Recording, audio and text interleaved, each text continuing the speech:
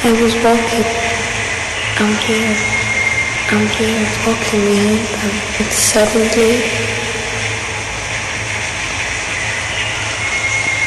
my hair is deformed, he was walking behind, he knows me, but I'm here, and me, I was walking now,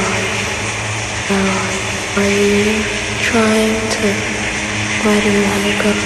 Right behind me, the same way, not where I want to go giant up. Me, but I'm here.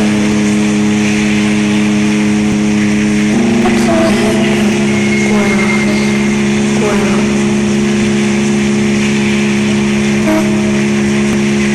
Giant, but here.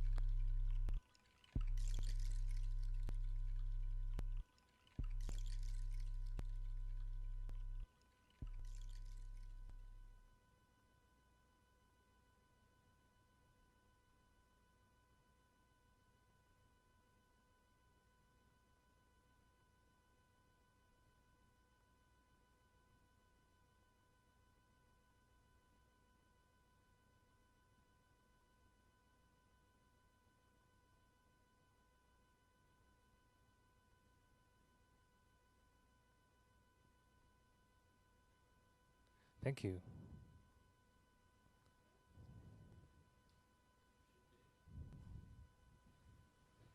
Is it this channel? Okay, great. Beautiful set, David. Thanks for being here and welcome to New York. Yeah, that was a very beautiful soundscape you created there. Um, so tell us about yourself. Introduce yourself to the listener here at the radio. I'm David Coccagna. I'm from Philadelphia, Pennsylvania. I moved to New York like 3 weeks ago, and I had been living in Richmond, Virginia, previous to here, with my wife, who's a painter, and I just make electronic music and like sort of sound sculptural stuff. My like background had been in installation artwork, and then like 7 years ago, I started making music out of what I was doing as far as like gallery installation artwork kind of stuff. Like it just like sort of bled into that because I had moved back to Philadelphia from Denver and didn't know what I was going to be doing or had like any ins with like gallery spaces or anything like that. So I decided I could just like start working on like the space of, like recording process. So it's actually funny. Tonight, I didn't get the opportunity to see Jan Jelinek play. He was playing at Public Records, and the show was sold out. So I didn't get to see him. But then this happened, which was really great. But I actually emailed Jan Jelinek in 2012 and sent him this sound sculpture I did, and was like, I don't know what to do, like with my life. or like what I'm gonna do next, and I like actually sent it like as like a sort of like demo submission to his label Fatish, and he emailed me back personally to say like he only releases his own work on the label. He was like, but you should start making music, like this is really good. And that's the reason that I actually started doing this in the first place. So it's funny that he's like here in New York tonight as well, like while I'm like doing stuff. Like this is the first time I've performed in New York since like February, and it's kind of nice to like be back here and like doing stuff and like kind of put my heels down a little bit. Let's go find him after this.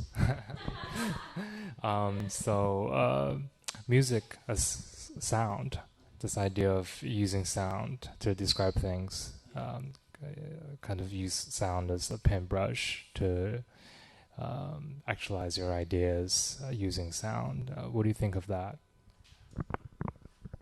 I feel like a lot of what I've been doing is like a sort of like sound tracking of scenarios. I also have a lot of background in writing as well, and it's like given me like it's lent me an opportunity to do like these writing projects about like what I'm making. So I would say it's more like a writing process than it is like a like stroke of like a paintbrush process of like what I'm trying to create, and like creating a scenario rather than like a wall hanging piece. I think that's like sort of speaks to the idea of like that installation sort of sensibility and what I'm doing, that it's like more spatial than it has to do with like it being like a surface.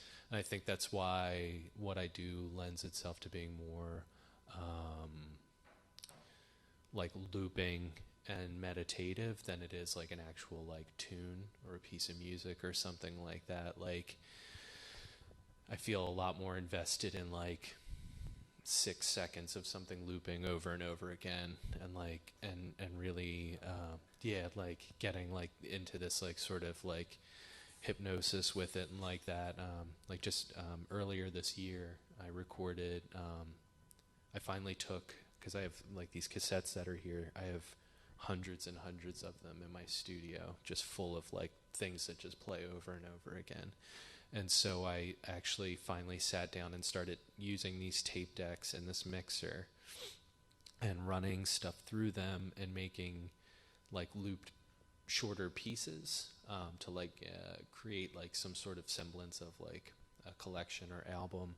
And it ended up being 2.5 hours long, and it's a 3 cassette piece that Always Human Tapes put out called Zen Hangover.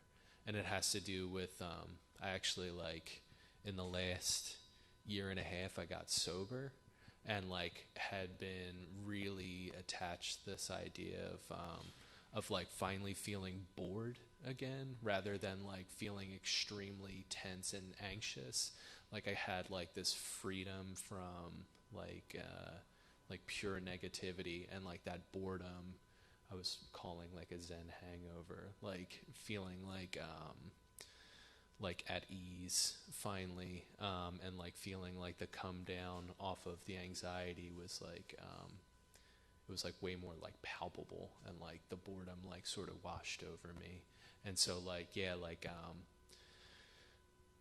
doing these loops, working with like looping style music and making more meditative scenarios and spatial pieces has more to do with what I do than like making one thing that ends up being a tune, even though like sometimes that's just where I end up, like 6 minutes, and I'm like, that's a piece of music, you know.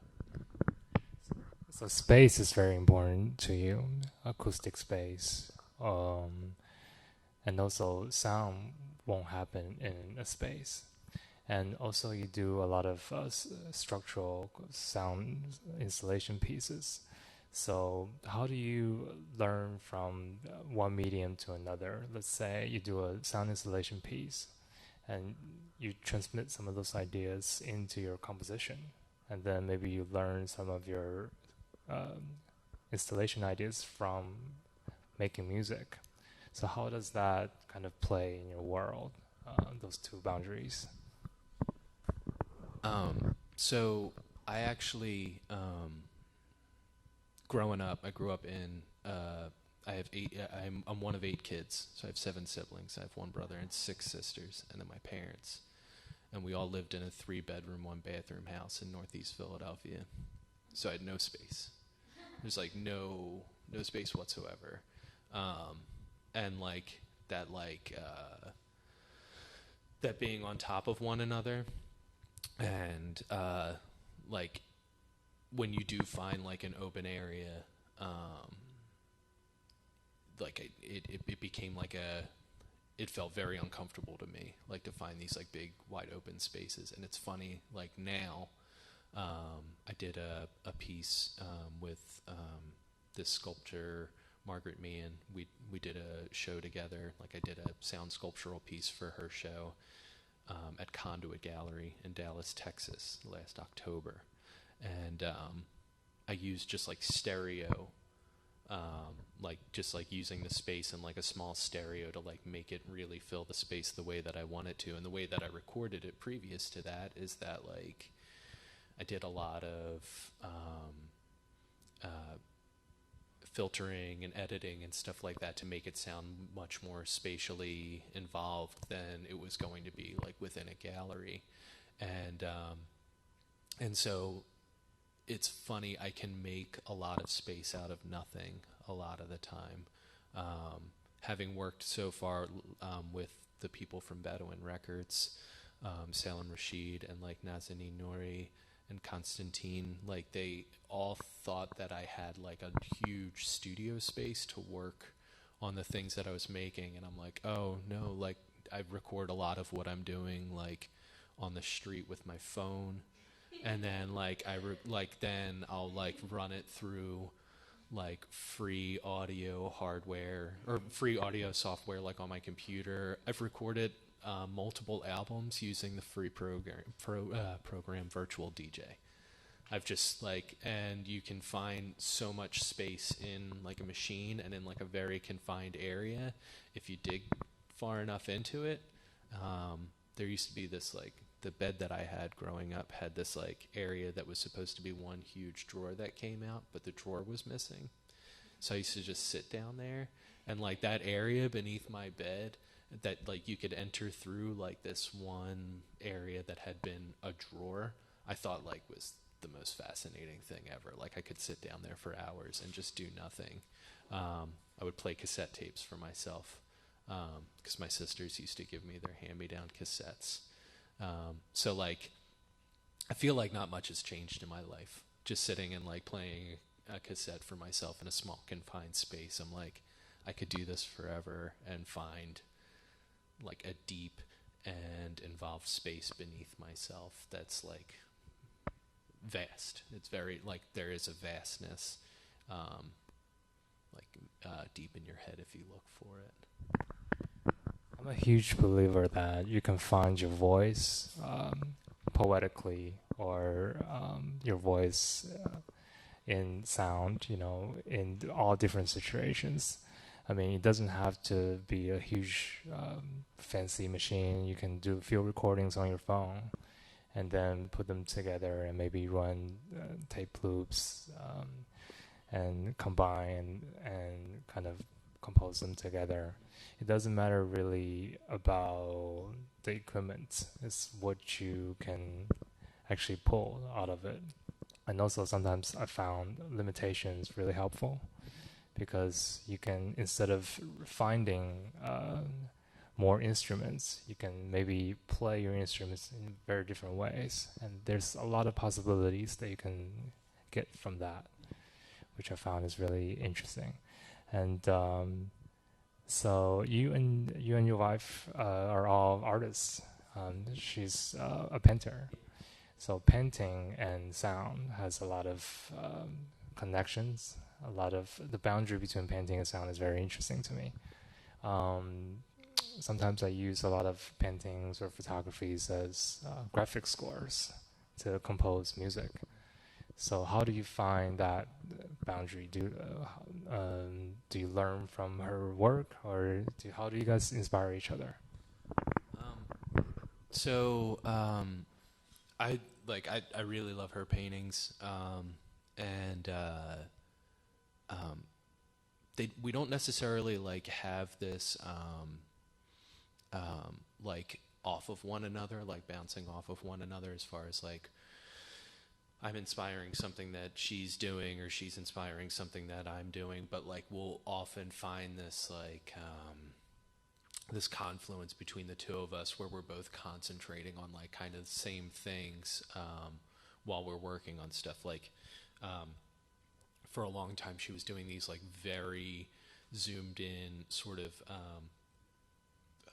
paintings of buildings, and like it was right at a time that I was looking at a lot of photos that my friend Daniel Hippolito had been doing, where he was like zooming in on like a really poor cell phone photo and taking a picture and then zooming in further and then screen capping that. So it would just be these like really abstract photos of buildings right after he had moved to LA. And so like I was looking at a ton of stuff like that, and I started thinking a lot about surveillance and like surveillance state, and also just like that sort of entirely zoning out, like looking into something and just sort of disappearing into like the visual plane. And I can do that with my wife's paintings very easily, because she can paint deep into a surface, and it looks like it has like an insane amount of depth. And she'll put what looks like, you know, a very like simplistic amount of work into something to create this effect, but really it's like 27 layers of paint. Like she's just like tirelessly painted into a surface, and like I can zone into that kind of stuff. And I think that that's why she does it for in some ways, is to like sort of to turn off and go into like into a visual plane. And I like that myself, both when I'm looking at things and then also when I'm listening to things. Like I like to like really let my head just find the bottom of something and flatten out inside of it. Sonic meditations in a way is very interesting to me. I try to practice that as much as I can, and listening right here in this environment, seeing you doing these things right in front of you is really interesting, and it put me in a really meditative state, which is really great. And explain your setup right here is very interesting, because it's a mix between high and low. You know, we have I won't even necessarily say high or low, but we have an iPad and two tape machine, and yeah, maybe you have more ideas on these.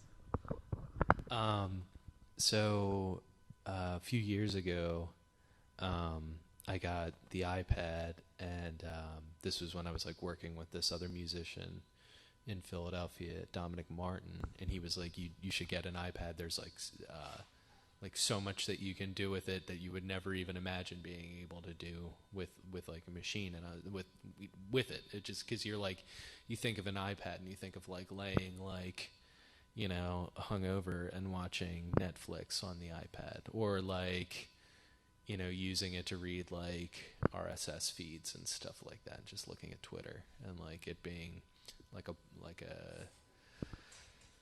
I don't know, like a black square of nonsense like a phone is. But then I got it and I started using it to create stuff, and I was like, it is fantastic that there are like all of these software synthesizers that I can use and make things with, and it's like something that I'm completely capable of.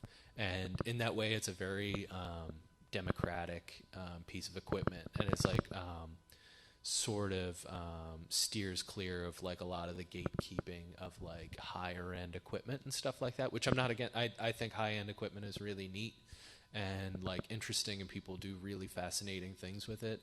I just like I've never been the type of person like, you're not, you know, if you don't have this synthesizer, you're not like really making, you know, techno or whatever. Or you need to, you know, like this needs like 909 this, or it needs 303 that to like really make a specific kind of music. And I'm like, I've used an iPad like with absolutely no shame for like set after set for years now. And at the same time, I also have used 2 cassette decks for all of like these sample-based loops that I do. And a lot of time I will have an Electribe drum machine, an ER1, and I'll do some stuff with that. But like something really simple, and I'll only really use that to like, I don't know, do something like more party.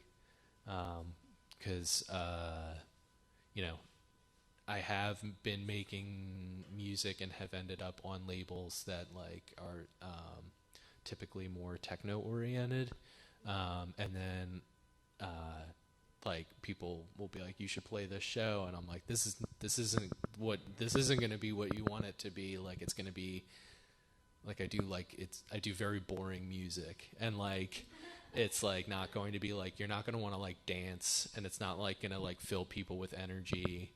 And like on top, also, I'll have people be like, I want to book you for this ambient show, and I'm like, it's also not exactly that way either. Like a lot of time, it can get kind of harsh, and it can get kind of like uncomfortable, especially with stuff that I was doing in the past, like being really interested in like metal music and stuff like that, and like being like, I could use a sample of like metal here, and it would be like really great. And I like get like this one thing stuck in my head where I'm like, this is like fantastic. And then I'm like, you know, listening to the cassette here, and I'm like on headphones, and I'm like, this sounds really great.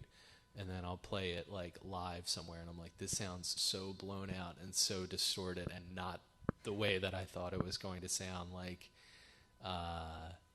in like in an actual like show setting. And I'm like, oh, that took a turn for like much more like a lot darker, like a lot more. I played with Rival Consoles in Philadelphia, and it was like him and like the guy that runs Erased Tapes from London, and they're like, you know, a big deal.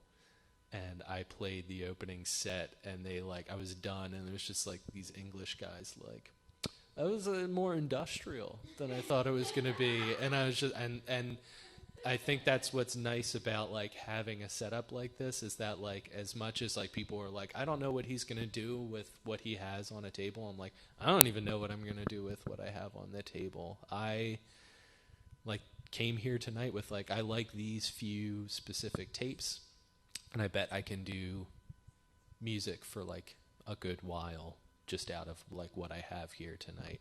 I even packed a charger for, or not a charger, but a power supply for a reverb pedal. And then I looked in my bag, and I didn't even bring a reverb pedal.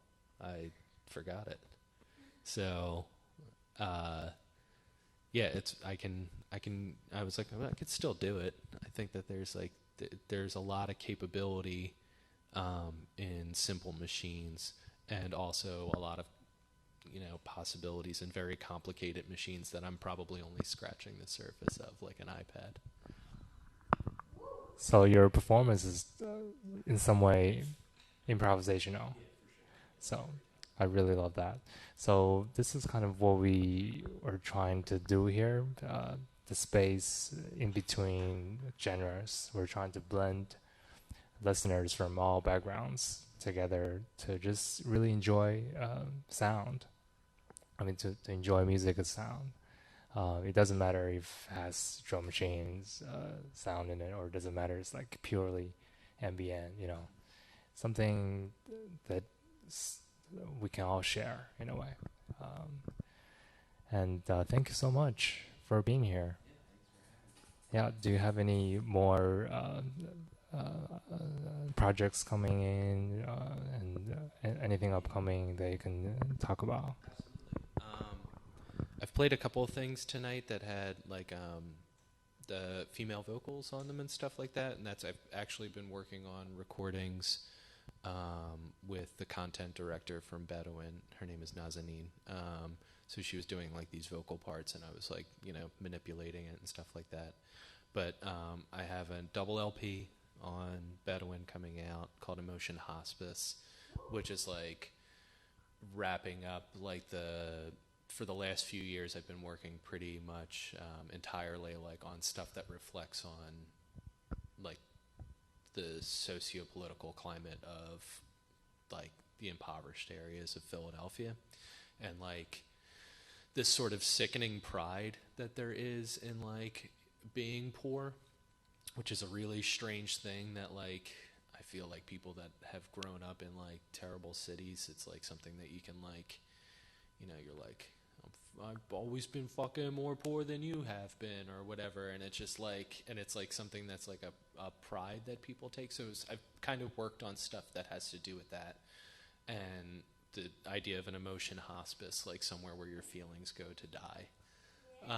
And then I've also been working on this dub cassette for Enmossed, which is this label from Maine that's run by Phil Mayer.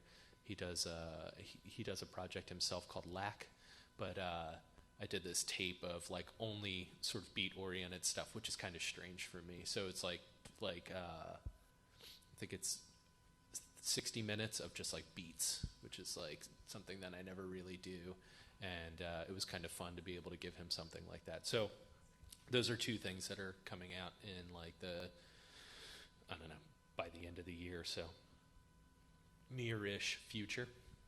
But yeah, that's what I'm working on. Other than that, just riding my bike and getting oriented with New York. I'm almost pizzaed out. I've almost eaten too much pizza, and like I've been like everywhere so far. I've eaten some stuff in Manhattan, but not much. But I went to Roberta's yesterday, and it was very good. You went to Polly G's? I haven't. So there's still a ton that I got it, but I think I need to give myself at least a little bit more of a break, because like today for lunch I ate an entire pizza. I ate a whole pizza. But I did ride my bike for 40 miles yesterday, so I'm like balancing out. Where did you go? I rode to the Bronx, like to the top of Insall Park and back. Oh, wow. Yeah. I do it once a week. Oh, that's great. Yeah. I'll come with you, but I'm bringing my electrical bicycle. There you go, perfect. Welcome to New York. Thank you. Thanks for playing, and great. Yeah, one more set.